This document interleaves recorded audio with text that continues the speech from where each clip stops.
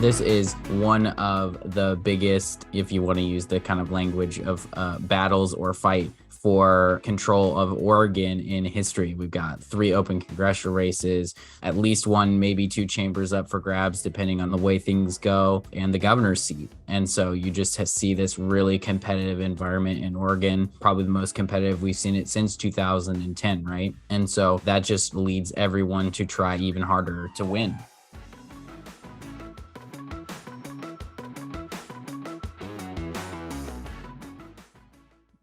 All right, folks, I'm back after missing last week. I heard reports that it was the worst podcast in the history of the Oregon Bridge, so my apologies for leaving the pod. Actually, I will say I have not listened to the whole thing. I listened to part of it. I think Reagan, both you and Alex did a good job of withholding too much bias. I think a little bit seeped through, more from Alex, which is kind of to be expected. But thanks for filling in last week with Alex. Absolutely. Ben, I left it a mystery as to what you were up to. I didn't know if you wanted to tell the listeners or let it remain a mystery. You can be a man of mystery if you want. I am not really a man of mystery. I just started a new job. I have a new job working in the Gladstone School District that I'm actually very excited about. I was working at the Department of Education, and obviously, because of the Oregon Constitution, you can't work for 2 branches of government simultaneously. So in preparation for hopeful, knock on wood, legislative service, I'm starting a new job where that will be possible. We try to be transparent on the podcast about where we work, what our other interests are, just so folks know. But also, very obviously, I am speaking only for myself when I'm on this podcast and writing for the newsletter, not for any of my employers, past, present, or and future, just for myself.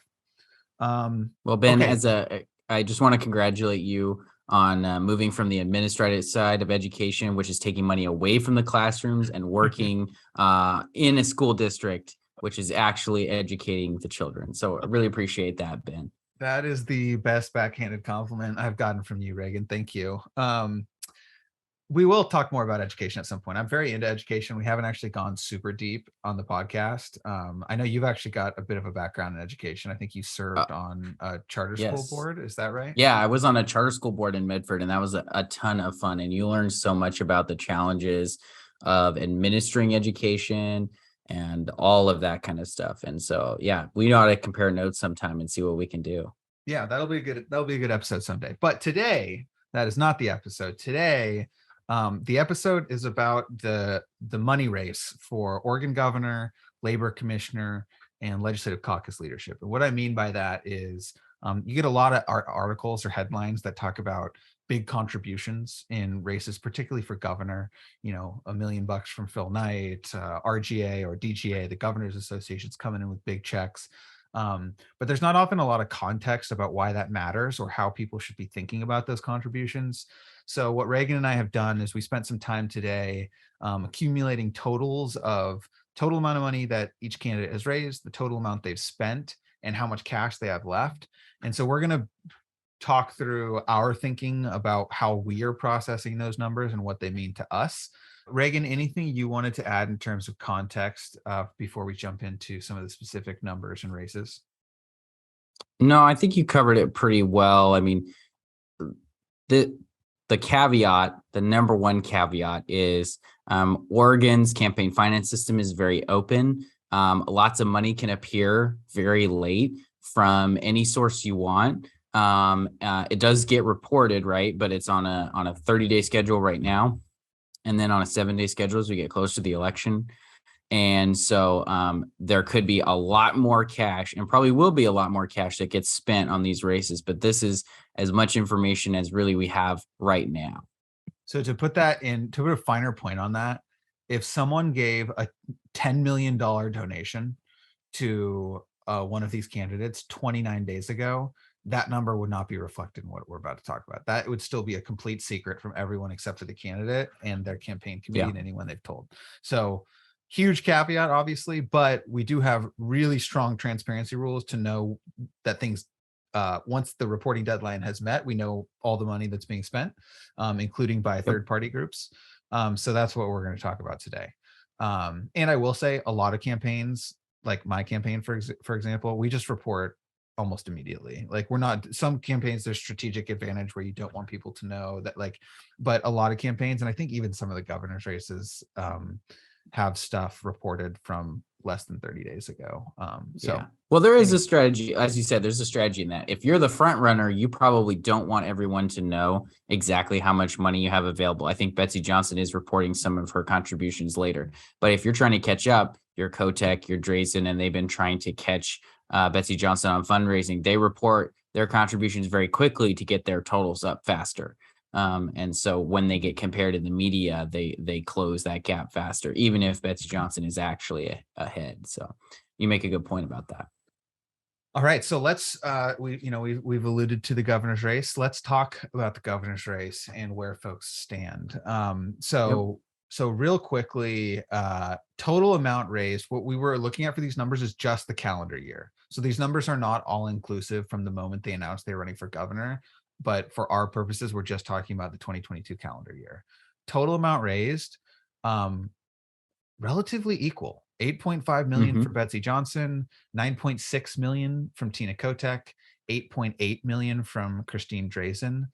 So they're all basically within about $1 million from each other.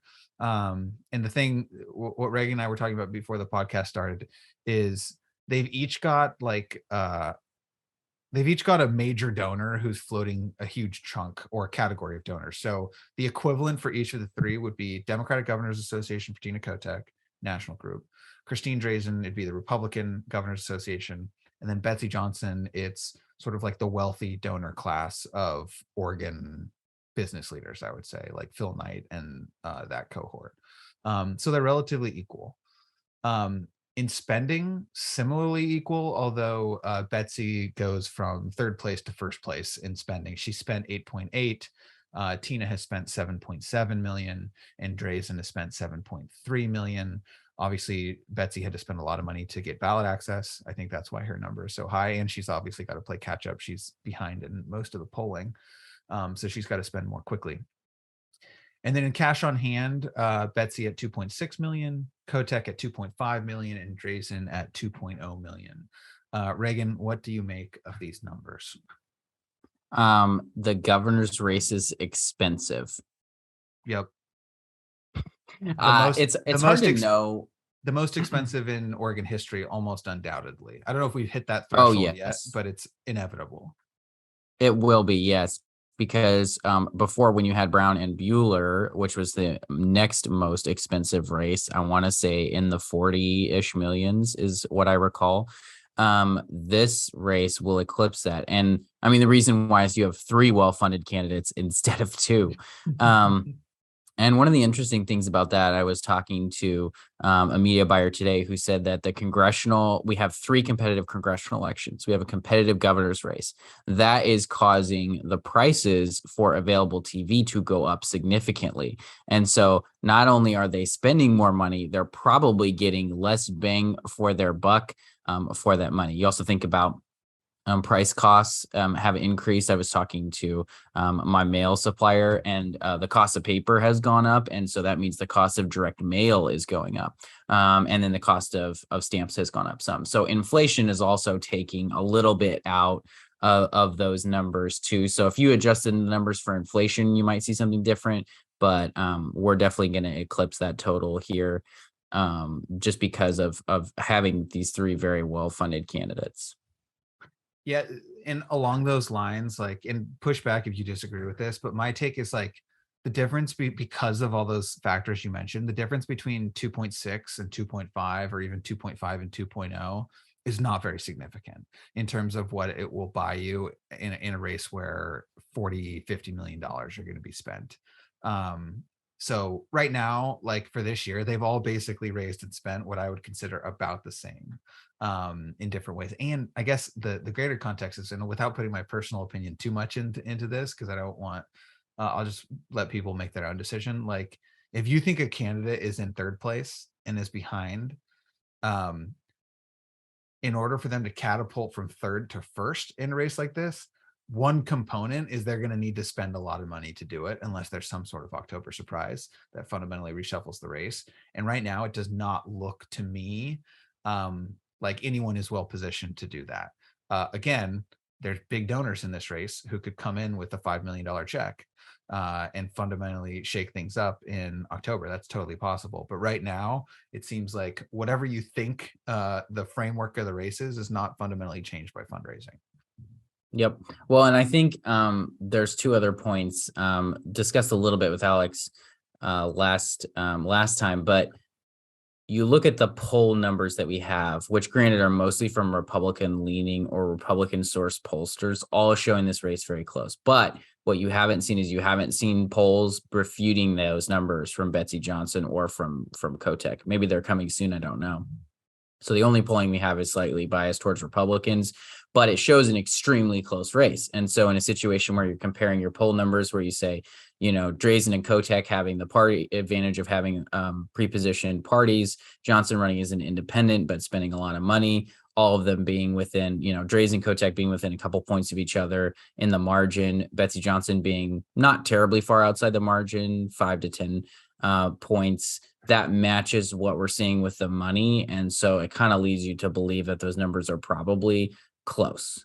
Kotek probably has internal showing her ahead. Drazan probably has internal polling showing her ahead. Maybe Johnson has some polling. And I think if the narrative continues to be this race is very close and we don't see any of those other candidates release polling, that probably means that's true. Because otherwise you'd want to release your internals that show a different picture, or at least I would strategically. You can make an argument for not doing it and having a surprise victory, but strategically I would release polling showing me ahead. And they still might, right? Like that could easily happen in early October. Totally. So yep. my final piece on this, and then I'll see if you have any closing thoughts, Reagan, is this is an episode about fundraising, but I don't think either Reagan or I believe that fundraising whoever raises and spends the most will determine the winner of this election, or even necessarily be predictive of the order. And what I mean by that is, I think of the Dudley Kitzhaber race as a great example of this. Dudley significantly out fundraised John Kitzhaber by millions and millions of dollars. But if you're a candidate for governor and you have to choose between having an extra $4 or $5 million more than your opponent, or having a densely populated metro area with a Democratic Party machine that can knock on those doors and turn out voters, you're going to choose the infrastructure to turn out voters probably. So that's just a grain of salt. Take all these numbers with a grain of salt. I don't think anyone, especially post-Trump and all the craziness that have happened in politics post-Trump, money still a really important factor in determining the winner of an election, but not a 100% predictive factor, particularly in a high-profile race like governor. So, Reagan, well, and I'd say, oh, sorry, I didn't mean to talk over you there. No, go ahead. Yes, the main thing I think is that you have all the candidates have essentially reached parity, where they can talk to enough voters where nobody's just going to win nobody's going to win this race based on name ID alone. It's going to have to be on other factors. What's the national environment? Which candidate has the highest favorables? Those kinds of things.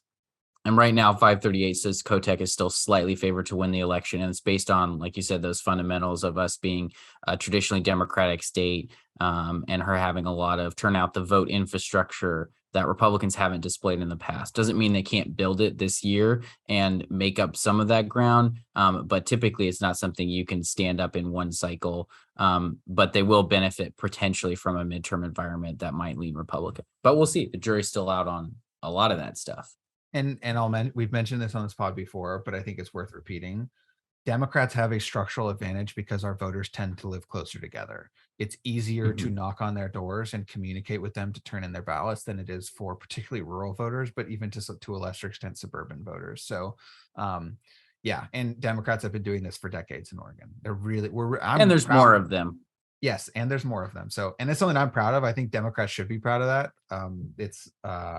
It's really hard work and there's a lot of volunteers who make it happen. And I do think you have much more intel on this than I do, Reagan, but I think the Republican Party has been trying to build that infrastructure, but with so much challenges, should we say, at the state party, I think it's probably been tough to stick.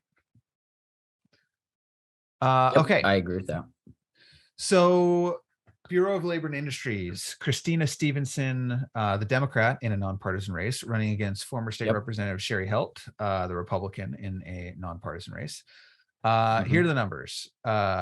Christina has doubled Sherry's fundraising almost, 776,000 to 397,000.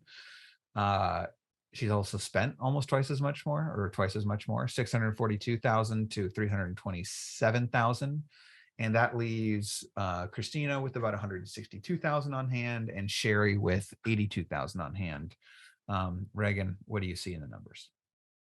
Helt is a significant underdog here. I think you saw that in the breakdown. Stevenson got very close to breaking that 50% threshold, but didn't quite eclipse it, which is why we have a November race. Now, Helt got into her this race later, and I think that's also reflected in these numbers some, where Helt hasn't had as much time to introduce herself to voters, fundraise, all that kind of stuff. But I think you also see that there's a lot. The other thing I see in these numbers, not that BOLI has always been a knockdown, drag out, big spending race, but the governor's race is sucking a lot of resources out of a pretty important position. You've seen pretty competitive races. I remember 2010, I believe, is Brad Avakian versus Bruce Starr, who was, former state legislator. So, I mean, I think we've continued to put up good candidates here, but there's definitely a big difference between how donors are viewing how important the governor's race is versus BOLI. And I think you just see that a lot just gravitate, a lot of focus and a lot of effort and a lot of fundraising and attention gravitates to the top of the ticket. And so that kind of leaves BOLI stuck in the middle here. Because you also see we'll see a lot of funding here for a legislature in a minute. And even though BOLI is significant, I think it's still kind of viewed as just not as important in the grand scheme of accumulating power and focusing, your ability to change the world or change the state of Oregon. Doesn't mean BOLI isn't significant, but it's kind of caught in the middle there. So two quick notes on the politics side, and then something I think about with the cash for a race like this. So on the politics side, Sherry Helt did get a big boon when she secured the endorsement of both Betsy Johnson and Christine Drazan. I think Reagan, almost everyone would agree that those two combined will get 50% or above of the vote in the governor's race. It would be shocking if Tina Kotek got over 50%, right? Yes, I would say, right now my estimate is that Betsy Johnson will not break 15%. And the only difference between Kotek and Drazan's margin is going to be if those 15% are primarily Democratic leaning or primarily Republican leaning voters. So I would say that in any case, you would have Betsy and Drazan more likely to equal 50% than Kotek, even if she wins, even if Kotek wins. Right. Like that's what I think. I think that's what will happen. That's what I hope will happen. And think will happen.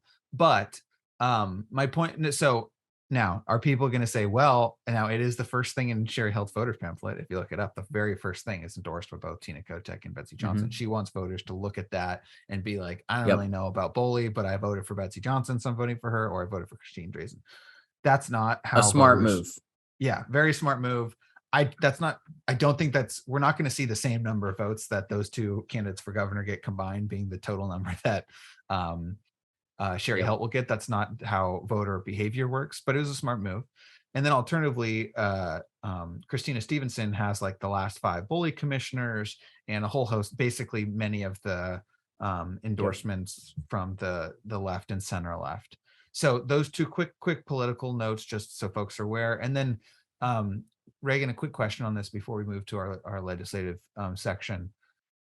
If you're Sherry Helt and you have $82,000, or if you're Christina Stevenson, you've got $162,000, you're running a statewide race. That doesn't buy you anything. You can't do much of anything with those totals. You can't really do, you could pick one media market maybe to do a very small buy. You could do a super targeted mail piece. It's so expensive to run a statewide race, and these totals are so low that I just don't even know where I would start in terms of a strategy. Yeah, I think that is the toughest thing about running one of these races, or even trying to run a congressional primary on like a less than $1 million. Like, it is a real challenge. If I were a BOLI candidate right now and I had 80 to 150 grand to run a statewide race, I think I would actually take that money and plow it into texting to voters and just try to reach them directly and be like, hey, this is a really important race for an important position that affects workers and business owners, and I hope you'll support me, because I think you have to find a way to fly under the radar, because you're right, you can't compete on mail, you can't compete on TV, and so you have to find a different way to do that. And so I think between digital and texting, that's where I would go if I were a candidate, and just try to, you also see a massive undervote for Bureau of Labor and Industries, because the reason it doesn't get targeted is because people don't really understand what it does. People have a little bit better idea about Secretary of State, but BOLI's kind of in that category where they're like, don't really understand what it is. A lot of voters don't, and so it just doesn't get that same kind of cachet. Yeah, I was going to say digital as well. But now, folks, if you get a text from a BOLI candidate, you can blame Reagan Knope for that. Okay, let's talk about the legislature before we wrap this episode. What we have done here is taken, and Reagan, I'll give you credit for this. You basically pulled the caucus packs, so like the official campaign arms for each of the 4 legislative caucuses, 2 Democrat, 2 Republican, House and Senate, and the packs of the presiding officers and the caucus leaders for each of the 4 caucuses. Plus, we'll talk about the very special and unique Bring Balance to Salem pack, which is none of those things, but very much part of this equation. So you're going to expose them, Ben, I can tell. Yes, consider them exposed. So I guess let's just give the total numbers for Republicans and total numbers for Democrats, and then we won't necessarily go in deeply into each of the, what are there, 1, 2, 3, 4, 5, 6, 7, 8, 9 total caucuses. So here's the high point. Here's the big ticket takeaway. Republicans, without Bring Balance to Salem, have 1.54 million on hand right now. Democrats have 1.64 million on hand. Relatively equal. Again, when you're talking about numbers that big, that kind of a margin of is really small. If you add in Bring Balance to Salem to those calculations, and put them with the Republicans, which is where they're going to spend their money, it's 4.49 million for Republicans to 1.64 million for Democrats. Now, here's the problem with that comparison. Democrats will certainly benefit from outside spending from labor unions, environmental groups, pro-choice organizations, and other groups that want to elect Democrats. As Reagan mentioned, there's a lot of things on the ballot this cycle that are really important: the governor's race, congressional races, etc. So it's very unclear how much money can be counted on to go to legislative races. Whereas we know for sure Bring Balance to Salem is going to spend their money on legislative races. And I think you could also argue there's some business organizations and wealthy donors who tend to donate to Republicans who have served as somewhat of a counterbalance to some of those progressive organizations. So I guess what I just did is gave a lot of numbers and said, don't take any of them too seriously, because there's a lot of other factors. But Reagan, given that picture of information, what do you think about? Well, here's what I would say is that I think that you're right, that business has offered a counterbalance to union and other Democratic group support. And Republicans have some outside groups, some anti-tax organizations, right? Some pro-firearms organizations, some pro-life organizations that also support them and that offer some grassroots. But I think most people know that those groups are typically not as big as the union organizations and don't put out quite as much effort. And so what I think is happening with Bring Balance to Salem is Republicans realized that they needed to raise more money, and they're raising it as hard cash. And they're using that money, hopefully, to build some grassroots stuff that they haven't had in the past, to try to make up for that kind of hard work that you're talking about the Democrats have put in over the last 2 decades to really build the kind of political machinery that can turn out the vote that they need in order to win not just close elections, but win supermajorities in good years for Democrats, right? And so I think that the title of Bring Balance to Salem, while attempting to equal the numbers of legislators in Salem, is actually bringing balance from the Republican side in terms of machinery, hopefully. And in terms of more activity from Republicans than we've had in the past, because grassroots activity can be free, but almost never is. There aren't enough people that want to give time and participate in the political process. If you've ever run or worked on a campaign, you know how few people are typically doing that. Even on a big statewide race, the total number of volunteers you'll have is relatively small compared to the population of the state, right? And and time is the only resource that is really truly ever limited in the campaign. You can go find some more volunteers if you have to, you can go raise some more money, but the time is the limited thing. And so Republicans are trying to make up for lost time where we haven't built the same kind of machinery that Democrats have. So that's my kind of thought based on that. But I'm sure that we will get accused of buying elections, and that's okay, because we're spending money to convince voters that we are right.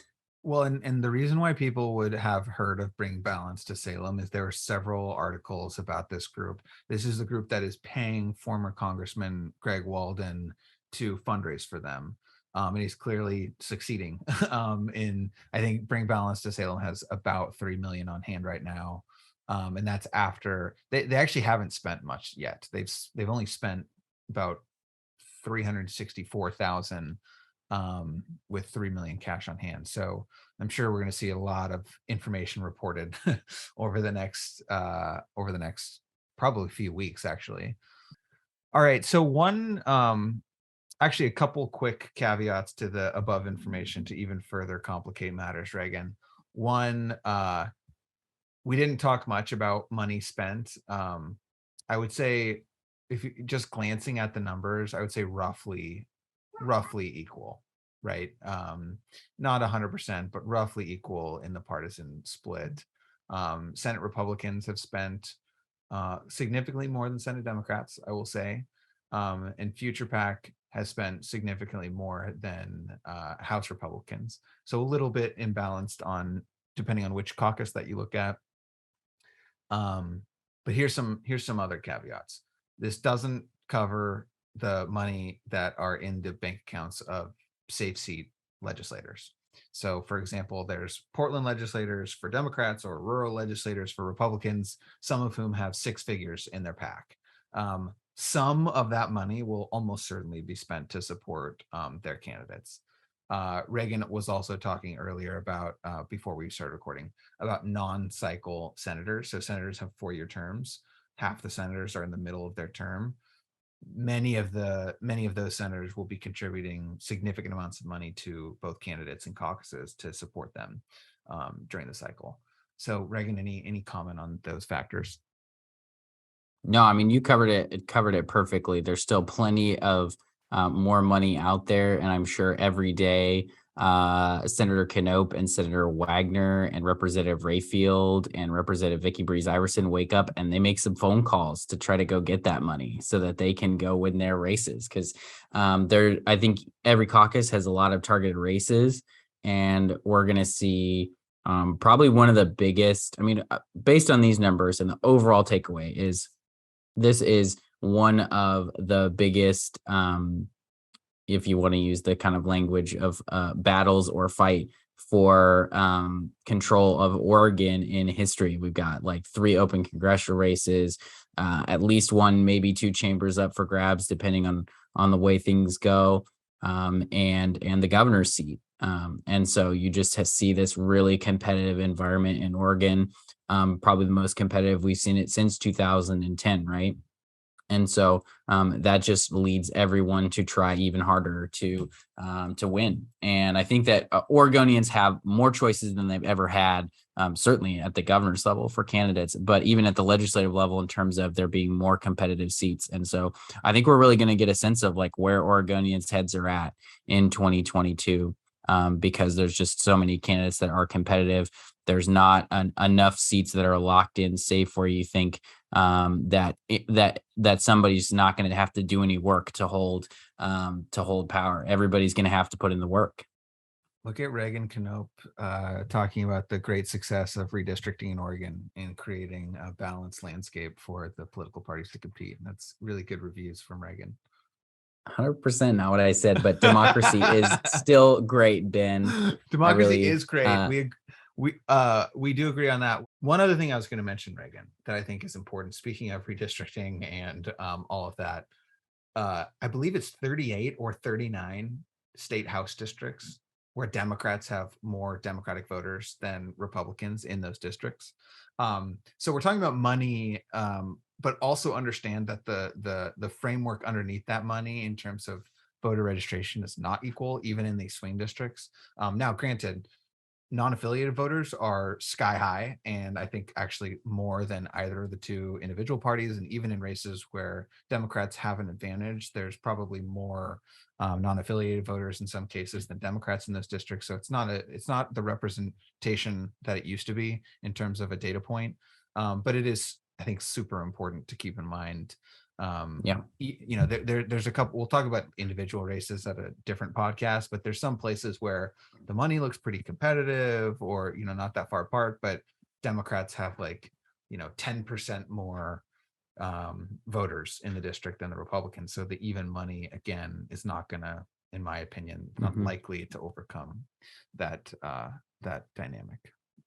Yeah, in 2010, when Republicans picked up 6 seats and split the legislature 30-30, they had to win seats that had Democratic advantages of 6, 8, 10 points. I think they won a couple seats on the outskirts of Portland that had more than that even, right? And so Republicans do have to get into some significant Democratic territory and able to win.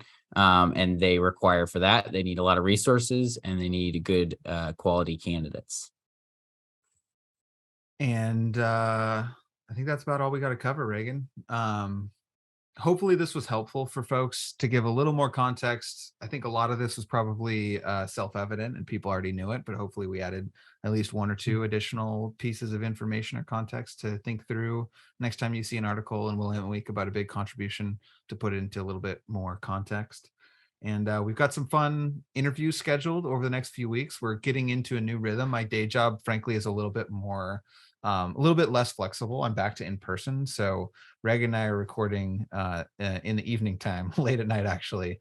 And we're going to be doing more of this, but also we've set aside some time that we're going to make it work for interviews. So thanks for your patience as we navigate a new podcast dynamic, but we'll be back to your usually scheduled program relatively soon. So thank you all for listening and supporting the podcast. Reagan, any closing remarks? Ben, we're very committed to our listeners being up. As I look at my clock right now, it says 10:11. Right. So I'm happy to be here for the listeners, and happy to be talking with you about it. And you can look for our audiobook at Audible called Reading Or Star, coming very soon. Expected to be a bestseller. All right, everyone. Thanks for listening, and we will see you back here next week.